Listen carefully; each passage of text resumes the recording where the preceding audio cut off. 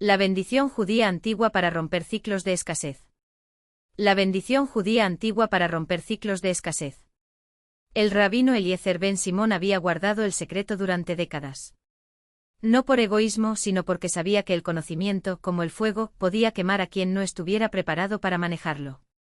Pero esa noche, mientras la luna se filtraba por las rendijas de su modesta casa en el barrio judío de Toledo, supo que el momento había llegado. Afuera, el viento arrastraba el olor a pan recién horneado de las tahonas vecinas, pero en el interior de su hogar solo quedaba el aroma amargo de las hierbas que su esposa, Rachel, hervía para calmar el dolor de estómago de su hijo más pequeño, Jonah. El niño, de apenas 8 años, había adelgazado tanto que sus costillas se marcaban bajo la túnica raída. La escasez no era nueva para ellos. La comunidad judía de Toledo llevaba años sufriendo bajo los impuestos abusivos del rey Alfonso X, pero esta vez el hambre había llegado para quedarse. ¿No hay nada más que podamos hacer?, preguntó Rachel con los ojos hundidos en un rostro que antes había sido redondo y risueño. Eliezer cerró los ojos y recordó las palabras de su maestro, el viejo rabino Yehuda de Barcelona, quien le había transmitido la bendición en un susurro la noche antes de morir. Solo cuando el corazón esté roto y las manos vacías, el cielo escuchará. Respiró hondo y asintió. Trae el aceite de oliva, la sal y el pan ácimo que guardamos para el Sabbat, ordenó. Y el pergamino que está bajo mi almohada. Rachel obedeció aunque sus manos temblaban. Sabía que su esposo no era hombre de supersticiones, pero tampoco de milagros. Cuando Eliezer desenrolló el pergamino, revelando símbolos en hebreo antiguo y una serie de palabras en arameo, el aire en la habitación parecía espesarse. Esta es la Birkat Asber, la bendición de la ruptura, explicó el rabino. No es magia, sino un pacto. Un recordatorio de que Dios no abandona a su pueblo, pero exige que actuemos con fe antes de ver el resultado. Jonah, sentado en un rincón, observaba con ojos grandes. No entendía las palabras, pero sintió como el tono de su padre cambiaba, volviéndose grave, casi solemne. Eliezer tomó el pan ácimo, lo partió en 7 pedazos y los colocó en círculo sobre la mesa de madera. Luego con el dedo índice trazó una línea de sal entre cada trozo, formando una estrella de 6 puntas. Finalmente vertió aceite de oliva en el centro, donde las líneas se cruzaban.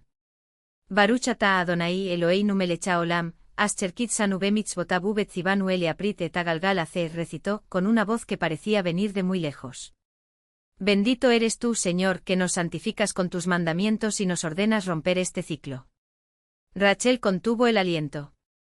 Las llamas de la lámpara parpadearon, aunque no había corriente de aire. Jonah sintió un cosquilleo en los dedos, como si algo invisible los rozara. Pero nada más sucedió. ¿Es todo?, preguntó Rachel, decepcionada. Eliezer sonrió con tristeza. No. La bendición no trae abundancia por sí misma. Solo abre el camino. Mañana, iremos al mercado. Al día siguiente el rabino y su hijo caminaron hasta la plaza mayor, donde los comerciantes cristianos y musulmanes gritaban sus ofertas. Eliezer llevaba consigo los últimos dinares de la familia, pero no para comprar, sino para invertir. Se acercó al puesto de un viejo mercader bereber, conocido por vender especias a precios justos. Necesito semillas de trigo, dijo Eliezer. Suficientes para un campo pequeño. El mercader, un hombre de barba gris y ojos astutos, lo miró con escepticismo. ¿Y cómo pagarás, rabino? El trigo está caro este año. Eliezer sacó las monedas, pero también algo más, un pequeño amuleto de plata con grabados hebreos. Esto es un segulá para la protección de los cultivos. Te lo doy a cambio de las semillas, y de que me permitas venderte la mitad de la cosecha cuando crezca. El bereber examinó el amuleto, luego los ojos cansados del rabino. Algo en su mirada le dijo que ese hombre no mentía. Trato hecho, aceptó extendiendo la mano. Pasaron semanas. Eliezer, con la ayuda de Jonah y otros miembros de la comunidad, trabajó la tierra prestada en las afueras de la ciudad. Cada mañana antes del amanecer, recitaba la Birkat Asber sobre los surcos, mientras su hijo esparcía las semillas con manos cuidadosas. Los vecinos murmuraban. Algunos decían que era una locura, otros, que era una ofensa a Dios intentar forzar su voluntad. Pero Rachel, aunque temerosa, apoyaba a su esposo en silencio. Hasta que llegó la sequía. Durante 20 días el cielo permaneció cerrado, implacable. Los brotes verdes que habían comenzado a asomar se marchitaron bajo el sol. Jonah lloró la noche en que las primeras hojas se volvieron marrones. ¿Acaso la bendición no funcionó?, preguntó con la voz quebrada. Eliezer lo abrazó. La bendición no es un hechizo, hijo mío. Es un compromiso.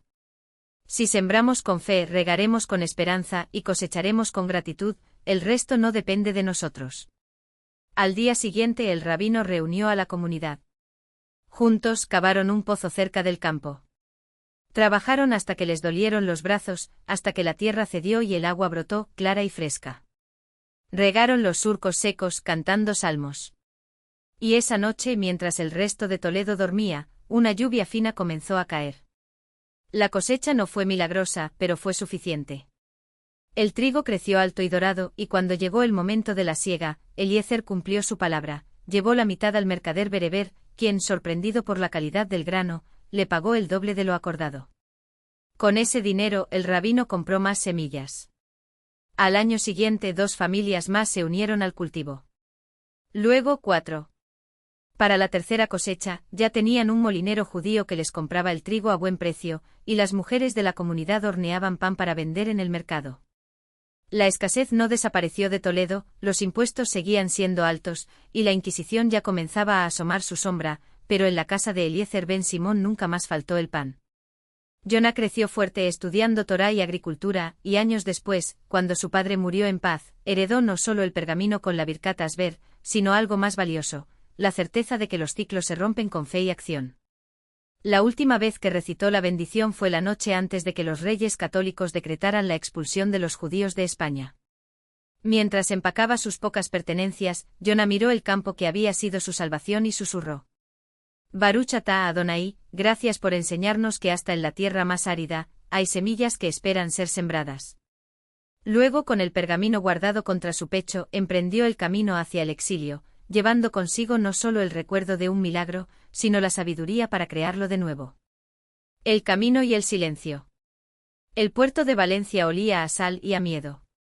Barcos abarrotados se mecían bajo un cielo plomizo, mientras familias enteras se aferraban a baúles cargados con lo poco que les habían permitido llevar, un candelabro de plata, un libro de rezos, una muda de ropa. Jonah avanzó entre la multitud con la espalda recta, aunque el peso del exilio le oprimía el pecho como una losa.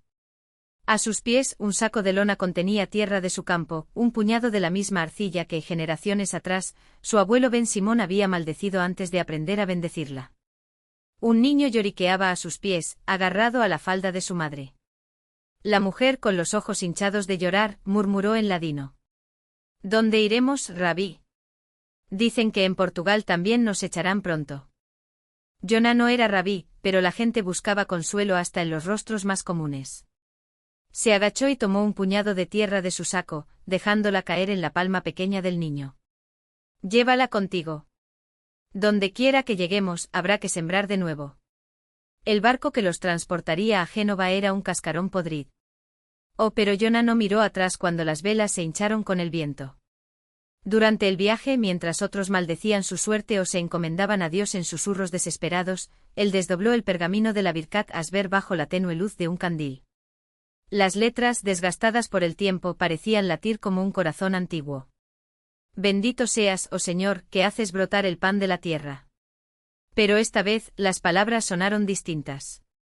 No como una plegaria, sino como un recordatorio: el milagro no estaba en la tierra, sino en las manos que se atrevían a trabajarla. Tierra ajena. Génova los recibió con indiferencia. Los judíos expulsos eran una plaga más, una marea de rostros demacrados que los mercaderes locales explotaban sin piedad. Jonah vendió el anillo de bodas de su madre, el último objeto de valor que le quedaba, por un lote de semillas de trigo y un pedazo de tierra en las colinas cercanas a Livorno. El suelo era rocoso, casi estéril, pero cuando hundió los dedos en él, sintió el mismo escalofrío que debía haber sentido Ben Simón siglos atrás. Los primeros meses fueron una guerra contra el hambre. Los vecinos italianos los observaban con recelo, susurrando que los judíos robaban niños o envenenaban pozos. Una noche, mientras Jonah cavaba surcos bajo la luna, una piedra silbó a su lado, seguida de risas borrachas. «Vete, maldito usurero». Esta tierra no es tuya. No respondió.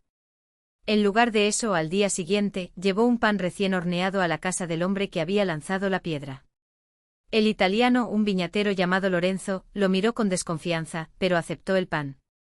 Una semana después, cuando una tormenta arrasó los viñedos de Lorenzo, Jonah le ofreció semillas de calabaza, resistentes, de rápido crecimiento, y le enseñó a prepararlas como lo hacía su padre. No es caridad, dijo Jonah, mientras Lorenzo masticaba un trozo de pan de calabaza, aún tibio. Es trueque. Tú me enseñas a podar la vid, yo te enseño a hacer crecer algo donde otros ven solo piedras. El pergamino y la promesa. Años después, cuando el pequeño terreno de Jonah ya daba trigo suficiente para vender en el mercado de Livorno, Lorenzo llegó una tarde con un sobre de cuero en las manos. Es de mi hermano, en Nápoles. Dice que hay rumores de otra expulsión. Esta vez del reino de Nápoles. Jonah no se sobresaltó. Desenrolló el pergamino de la Birkat Asber y lo colocó sobre la mesa, junto a un mapa dibujado a mano. Entonces iremos más lejos. A las tierras del sultán, donde dicen que nos reciben. ¿Y si allí también os echan?, preguntó Lorenzo con una ceja arqueada. Jonah sonrió. Tomó un puñado de tierra de un jarrón, tierra de Livorno, mezclada con la que había traído de España, y la esparció sobre el mapa. Llevaremos la semilla con nosotros.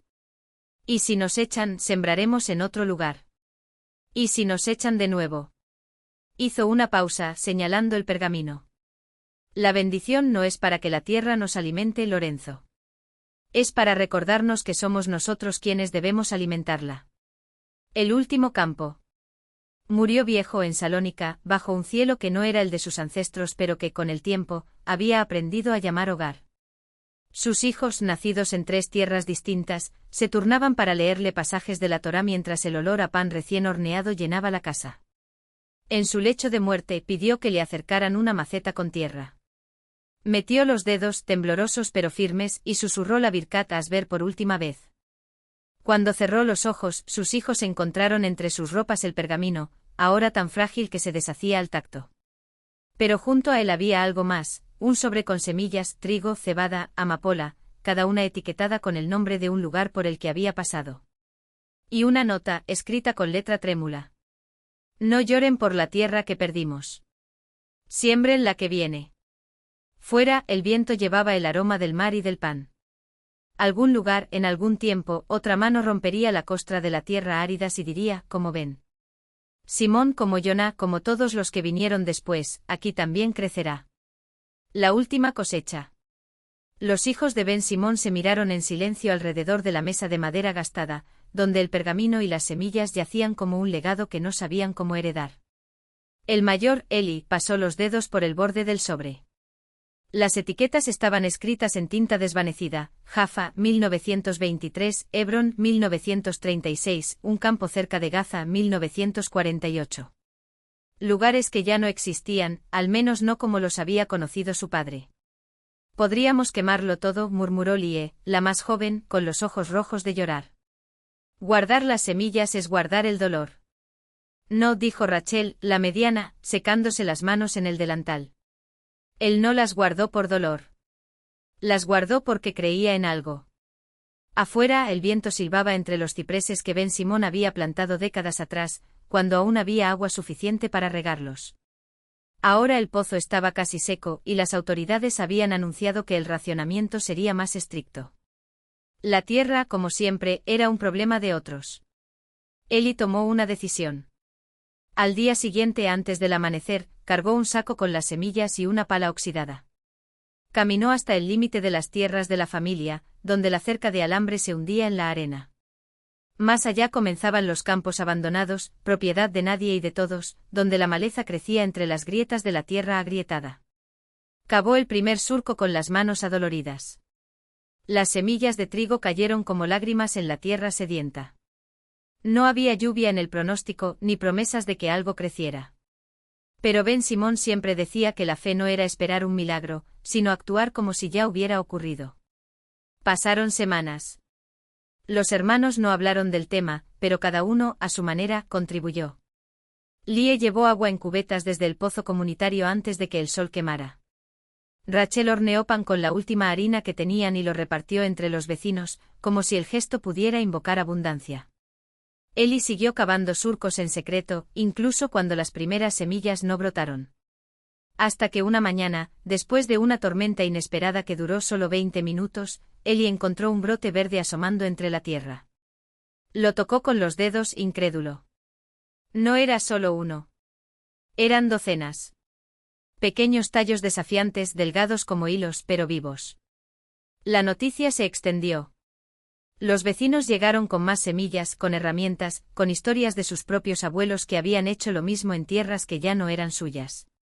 El campo abandonado se llenó de surcos, de risas, de niños que corrían entre las plantas como si fueran un bosque. Pero no todo era paz. Una tarde un jeep militar se detuvo junto a la cerca. Un oficial joven, con el rostro impasible, les ordenó detener el cultivo. «Esta tierra está bajo disputa», dijo. «No tienen permisos». Ellie, con las manos aún manchadas de tierra, no se movió. «Esta tierra no le pertenece a nadie hasta que algo crece en ella», respondió. «Y ahora ya está creciendo». El oficial dudó. Podía arrasar el campo, podía multarlos, podía llevárselos detenidos. Pero algo en la obstinación de aquellos brotes, en la forma en que los ancianos del pueblo se acercaban en silencio para rodear a los jóvenes, lo detuvo. Al final, solo asintió con la cabeza y se fue. La cosecha no fue abundante ese año. El trigo dio espigas delgadas, la cebada apenas suficiente para un par de hogazas. Pero cuando Rachel horneó el primer pan con el grano nuevo, el olor fue el mismo que llenaba la casa en los días de Ben Simón. Lo partieron entre todos y cada bocado sabía a memoria. Con el tiempo el campo se convirtió en un lugar de peregrinación silenciosa. Gente de pueblos lejanos llegaba con sus propias semillas, sus propias historias de pérdida. Plantaban, regaban, esperaban. Algunas cosechas se perdían por el calor, otras por la sequía. Pero siempre había alguien dispuesto a empezar de nuevo. Años después, cuando Ellie ya era un anciano, una niña le preguntó por qué seguían cultivando si la tierra era tan dura. Él le dio un trozo de pan recién horneado y señaló el horizonte, donde el mar brillaba como una promesa. «Porque la tierra no se pierde», dijo. «Solo espera a que alguien recuerde cómo amarla».